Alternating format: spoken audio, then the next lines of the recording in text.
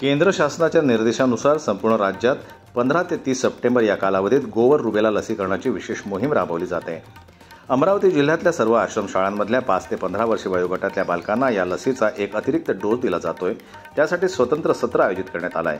गोवर आणि रुबेला या संसर्गावर विशिष्ट औषध उपलब्ध नसल्यानं लसीकरण हाच एकमेव प्रभावी उपाय मानला जातो. याच अनुषंगानं आयुष्यमान आरोग्य मंदिर वणी अंतर्गत प्राथमिक आरोग्य केंद्र ब्राह्मणवाडा थडीच्या वतीनं श्री संत गाडगे महाराज आश्रमशाळा नागरवाडी इथे नुकतंच या विशेष लसीकरण मोहिमेचं आयोजन करण्यात आलं.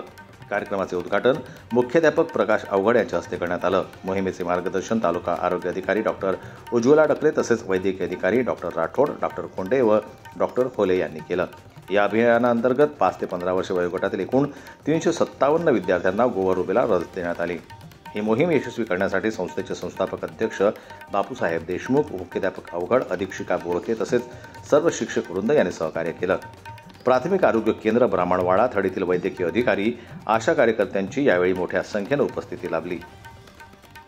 जन्मत न्यूज करता मयूर खापरे यांची रिपोर्ट, चांदूर बाजार.